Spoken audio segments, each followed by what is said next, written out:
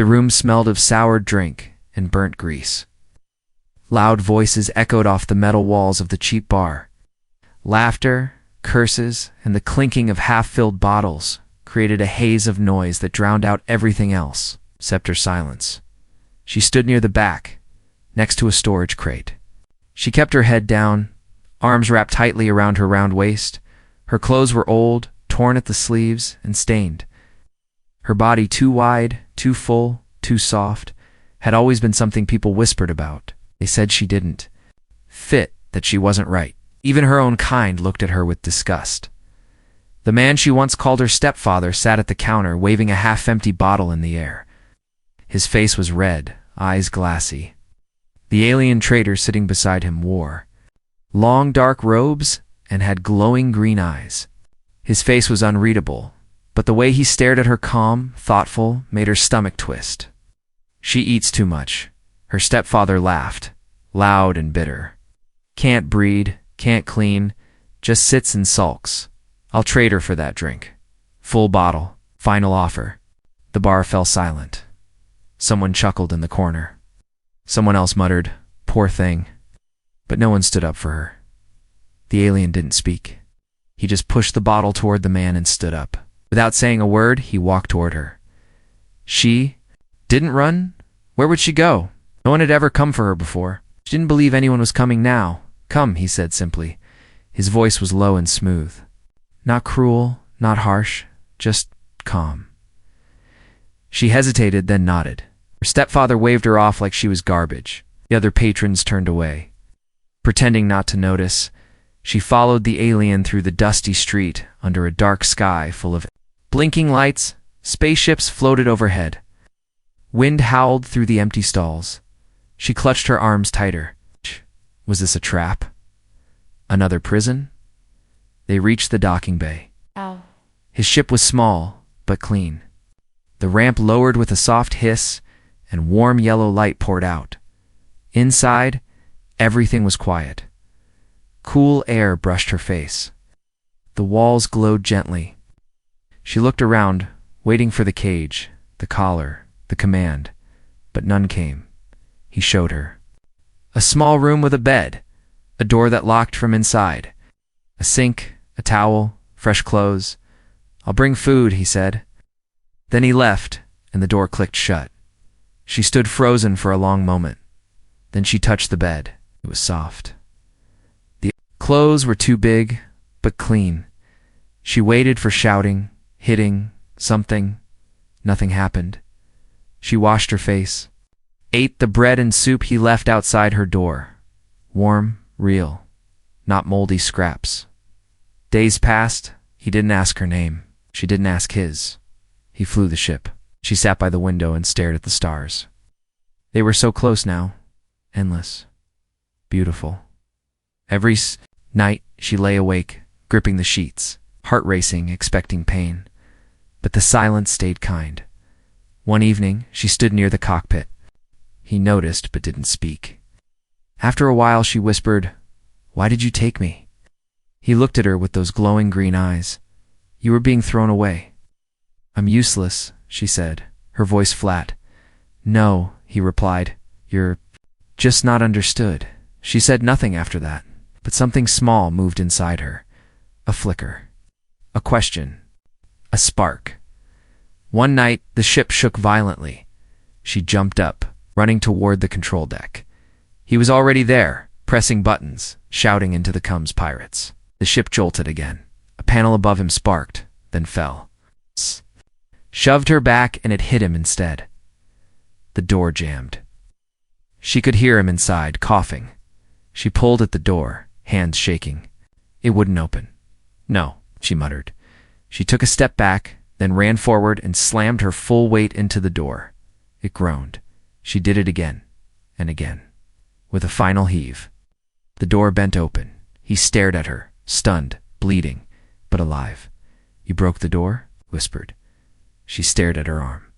At the dent in the metal? She didn't know what to say. "You're not weak," he said slowly. "You're built for something greater."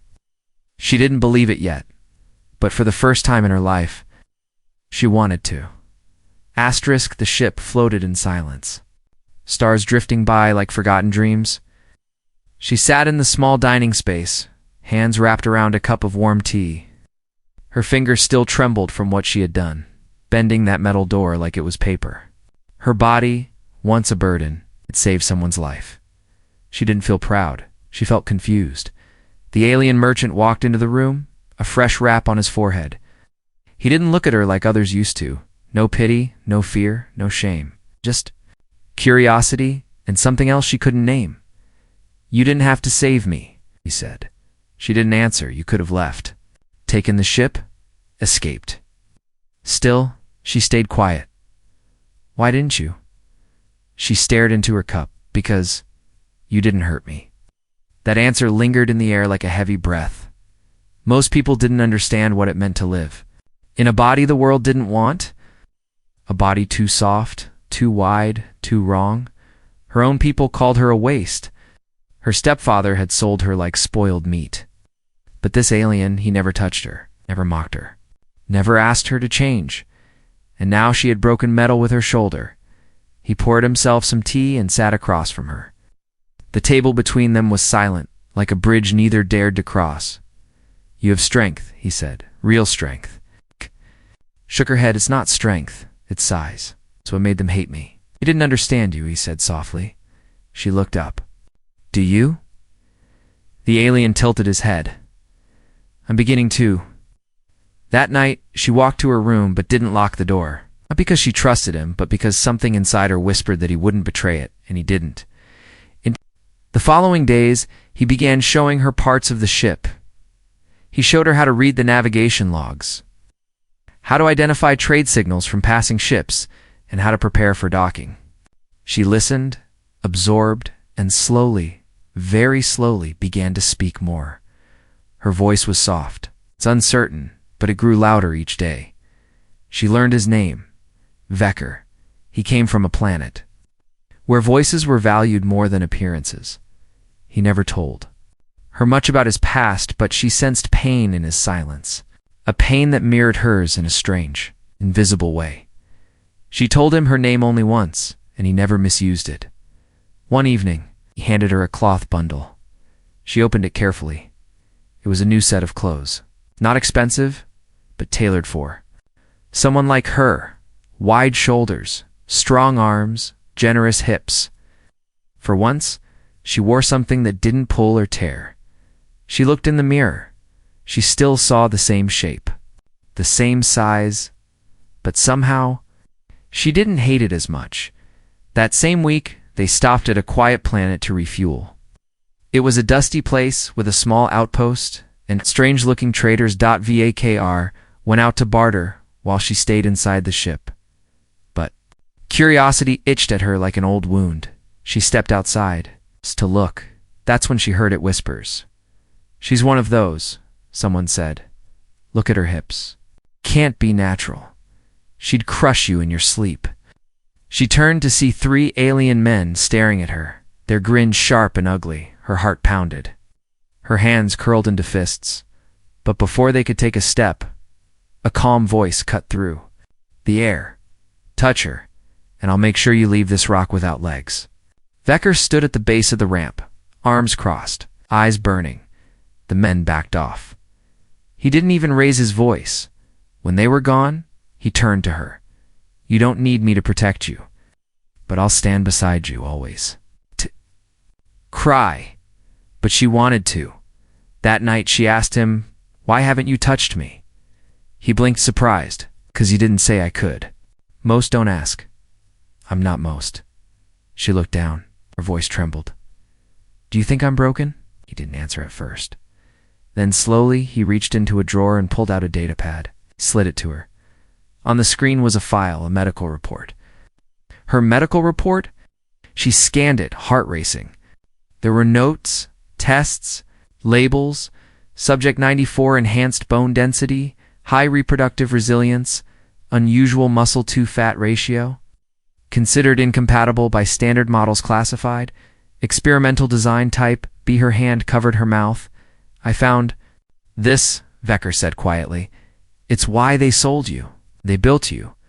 and then abandoned you. She stared at the screen. She wasn't just large. She wasn't just unwanted.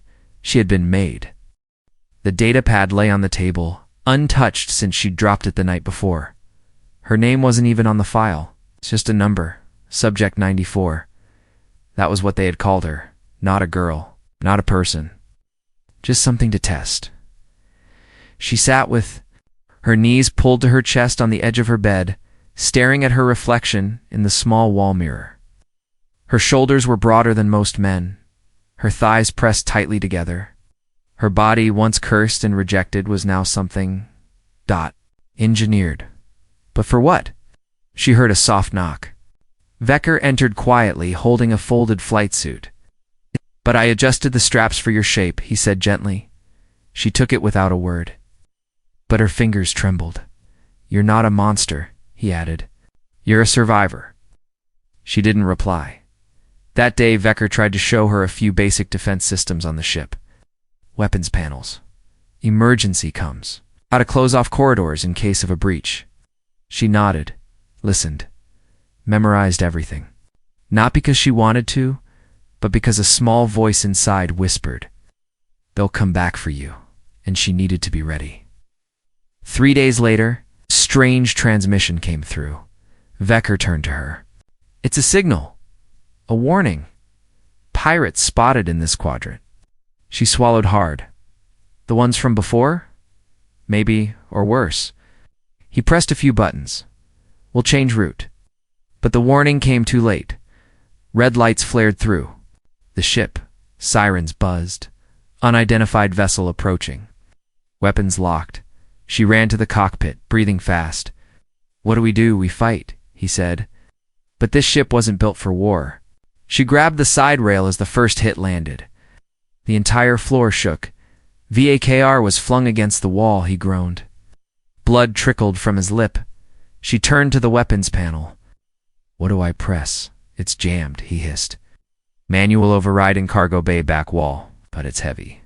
"You can't." She was already running. The cargo bay was dark and shaking. Sparks flew from overhead pipes. The override hatch was bolted with rusted clamps the size of her arms. She grabbed the lever.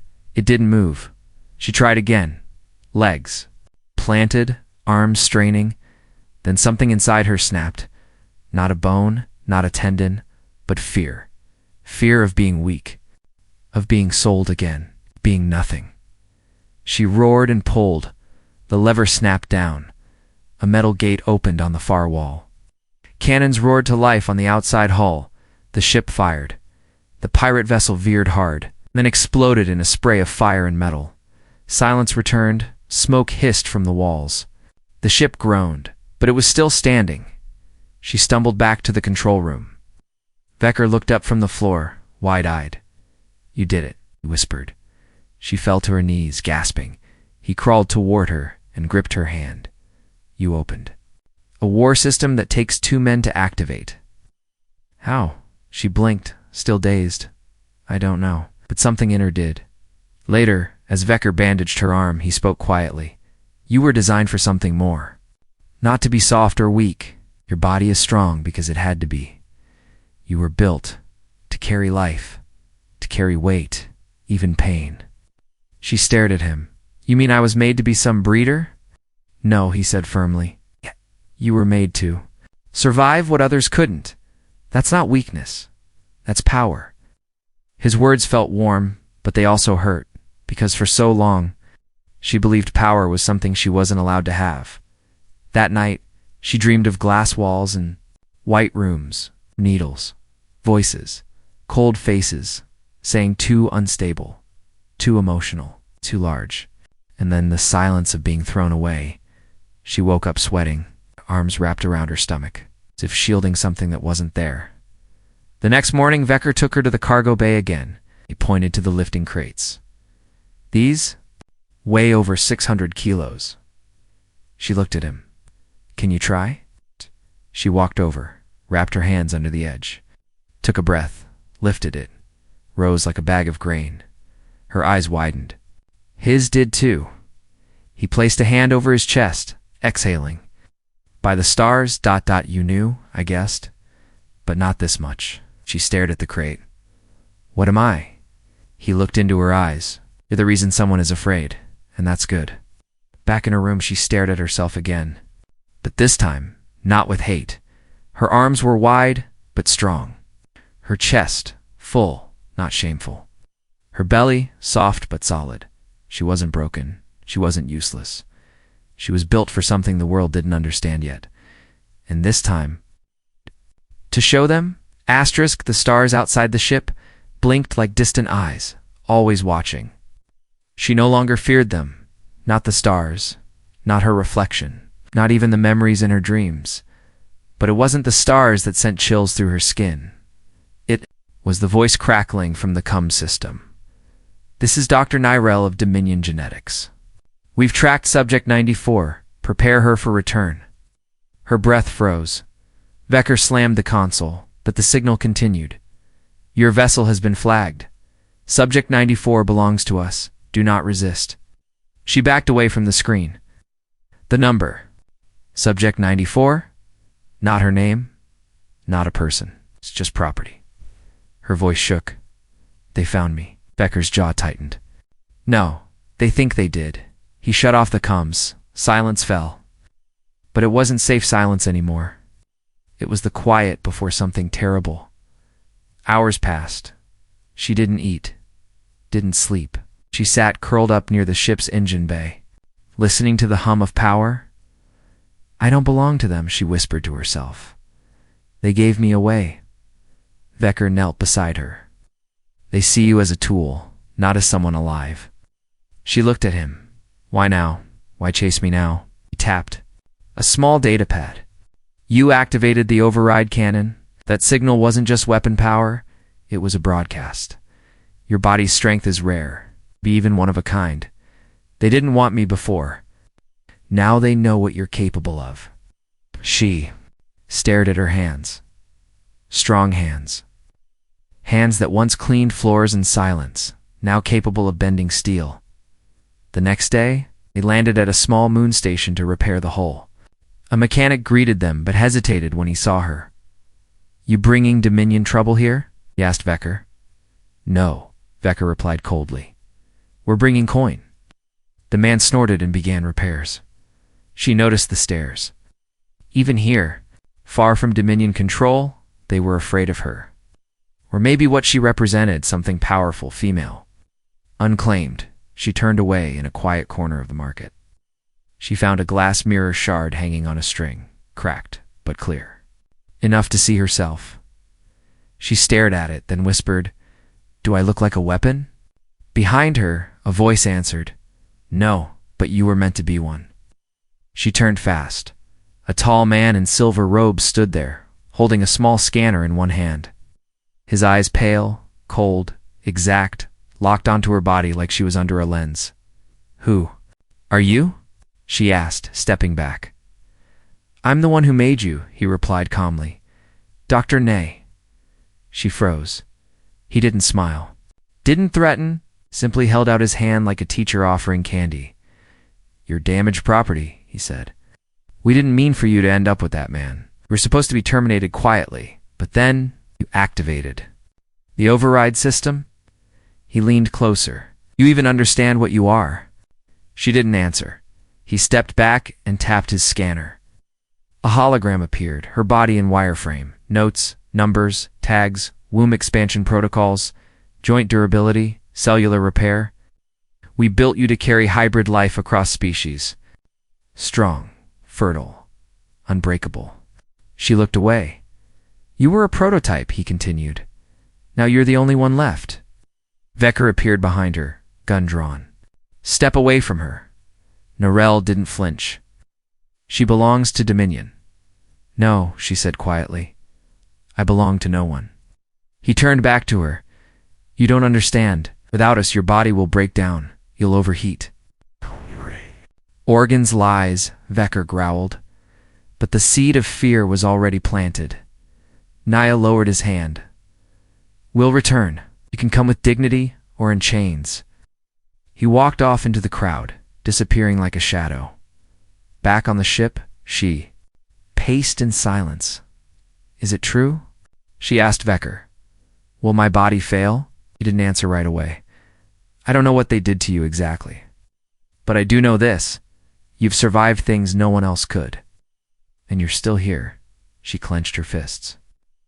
I'll keep surviving, even if it kills me. That night, she stared out the window, stars glowing across her face. She wasn't just a girl anymore. She was a creation, a target, a threat, and they were coming for her, not to save her, but to claim her. This time, she wasn't going to run. The warning lights pulsed red across the bridge. 3 Dominion ships, Vecker said, voice tight. They're closing fast. Ouch. She gripped the console railing, her heart hammering. How long do we have? Minutes? They're not here. Talk. Through the viewport, streaks of silver cut across the black sky, ships larger, faster, better armed. Dominion hadn't sent bounty hunters this time. They had sent a capture fleet. For one girl, she muttered, no, Vecker corrected. For one weapon they lost. You. He activated the control panel. We can't outrun them, but we can go through the fire belt. She flinched. Even she had heard of it. The fire belt, a twisted field of asteroids soaked in flammable gases, lit constantly by solar flares. Most ships that entered were never heard from again. Are you sure? She asked. No. He turned to her. But I'd rather die free than hand you back to them. She didn't hesitate. Then we go. The ship rocketed forward. Behind them, Dominion ships formed a wide triangle, herding them toward the edge. Of the belt heat shields? She asked.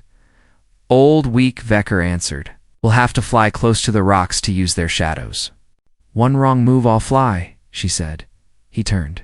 You've only trained in simulation. I remember their labs. I remember how to read movement, pressure, gas patterns, timing. I was made to survive. Let me prove it. His eyes locked with hers for a long moment. Then he stepped back. Take the helm. Her hands gripped the steering controls as sweat rolled down her back. Ahead, fire belt loomed, a glowing storm of burning gas, spinning rock and scattered lightning. It looked alive, hungry. She breathed in, steady. The ship tilted, entering the zone. Almost instantly, the hull groaned from the heat. She dipped left, gliding under a spinning asteroid. A burst of fire exploded overhead. She swerved. The ship scraped an edge, but stayed whole. Behind them, one Dominion ship followed. It wasn't built for tight flying. It clipped a burning rock and detonated. She smirked. One down. The second ship was smarter. It adjusted to her every move. She ducked through a narrow tunnel of spinning debris. Flames danced across the windshield. Sparks flew from the walls. Vecker read her path, rerouting power to the shields in real time. She flipped the ship sideways. Sliding between 2 glowing spires of rock, the Dominion ship followed too wide. Too slow. A molten flare hit its side. It spun, cracked, and vanished in a burst of light. 2, she said. Now the big one. The last ship didn't. Chase said it stopped at the edge of the belt and launched a drone. It wasn't flying blind anymore. It had eyes. They'll predict us now, Vecker warned. They're mapping the heat waves, she thought quickly. Then let's make a wave they can't track. She activated the cargo bay and dumped all extra supplies, metal crates, old batteries, anything that could ignite. Are you insane? Vecker shouted. Trust me. The loose cargo drifted behind them like bait. Then she turned sharply, now dodging into a dark corner of the field. Seconds later, flare struck the floating junk, creating a massive explosion. Flames burst across the Dominion's drone path. Blind again, she made a sharp arc upward, straight through a tunnel of blue gas. The Dominion ship tried to follow. The gas ignited as it passed. The last ship melted into fire. Silence, only the hiss of the engines remained. She leaned back, breathing hard. They had made it. Later in the dark of the ship, Vecker handed her a cool drink. He smiled weakly. You flew like someone born in fire? She sipped slowly. Maybe I was. He sat beside her. Do you understand now? You're not just strong, You're smart. You think like a survivor, like a leader.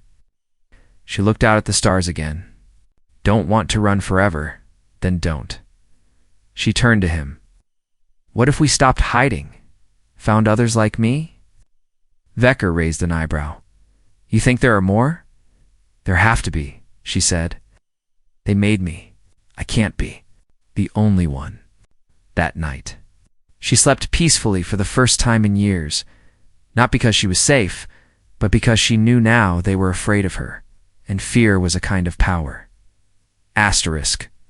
The sky outside shimmered like ocean water, layers of green and silver, clouds hanging above a thick, jungle-covered moon. Vecker adjusted the ship's controls. We're almost there. She stood beside him, eyes fixed on the strange planet below. Are you sure this is real? She asked. No, but the signal came from coordinates buried deep in Dominion files. Someone wanted to keep this place hidden. She nodded, jaw set. Then that's where I need to go. As the ship broke through the atmosphere, the jungle came into view, massive trees taller than towers, vines as thick as engines, and glowing plants that pulsed with soft blue light. They landed on a clearing, made of black stone, carved in perfect circles. The place felt ancient, but not abandoned. The moment they stepped outside, she felt it. Not fear, not danger, but something else, something watching. Then they came. From the trees, from the hills, from behind the glowing plants, women tall, broad, powerful, all of them different, yet all of them like her. Wide shoulders, strong legs, soft, curving bodies not made for speed, but for endurance. Some wore armor made of bones and leather, others robes stitched with metal threads. Their eyes were sharp, calm, unafraid. She didn't speak, but one of them did. You were supposed to die, said a tall woman with dark purple skin and hair braided with teeth. Like the rest of us, they took her and Vecker to a stone hall deep inside the jungle. Fires burned in bowls along the walls. Animal sounds echoed outside. The women gathered silently, forming a wide circle. The leader stepped forward. Are the rejects, she said. The ones they made and threw away. She lifted a heavy staff and pointed it at her and you. You're the one who survived their trap and destroyed 3 Dominion ships in the fire belt. She stayed. Quiet, another woman spoke. This one older, her face marked with scars. Your name was whispered across secret channels. They called you the last one, the broken breed. But you were not broken. Finally, she found her voice. They said I was too wide, too soft, too slow. They lied, the leader replied. We were never meant to be fragile. We were made for something bigger, to carry life, to fight, to lead. She felt her breath catch. I'm not alone, she whispered. The circle of women stepped closer. You never were one of them. Said over the next few days, they showed her everything. How to run in jungle terrain with heavy weight on her back. How to fight using her body's full power. How to brace her stance and swing a staff with her hips, not just her arms. She trained, sweated, bled, but she didn't break. In the evenings, they shared stories how each of them had been bred in. A Dominion lab, trained, tested, and tossed aside the moment they didn't meet the perfect numbers. One had been sold as a servant to a crime lord, another forced into labor on a mining moon. All of them used, then discarded, but none of them died. They found each other and built a home no one could invade. One night, she sat by a glowing stream. Vecker joined her. You've changed, he said. She glanced at her hands, bruised. Dirty, but steady. No, she replied. I've become what I always was. He smiled faintly. You don't need me anymore. She turned to him. Maybe not to survive, but I still want you near. Vecker looked down, his voice low. I've spent my whole life trading, flying, staying quiet, but watching you. Fight, rise, lead. I feel like I've seen something the galaxy wasn't ready for. She placed her hand over his. Then let's show them. The next morning, a scout rushed into the camp. Dominion ship spotted at outer orbit. It's marked, diplomatic. The leader's eyes narrowed. They know you're here. The others, braced for a fight. But she stood up, shoulders square. "No," she said. "Let them land." They did. A silver shuttle touched down near the jungle edge. A man in robes stepped out. Dr. Nyrell again. He didn't bring weapons. He brought documents. "This is not a capture," he said calmly. "It's a negotiation." No one moved. "I've brought proof," he added. "You are not just strong. Your body holds the last compatible sequence we need. You are our only hope for continuing the hybrid research. Be respected, honored, protected." She looked around at her sisters, every one of them once labeled as defective. Every one of them stronger than the lies. Then she stepped forward and tore the documents in half. "No," she said. "I will never belong to you again." They stood in a perfect line, 17 of them, shoulder to shoulder, feet dug into the black stone of their jungle moon. No armor, no banners, no weapons in hand, just their bodies, their strength, and their silence above them. The Dominion warship hovered. Its engines roared across the trees. Its lights flashed like angry eyes in the sky.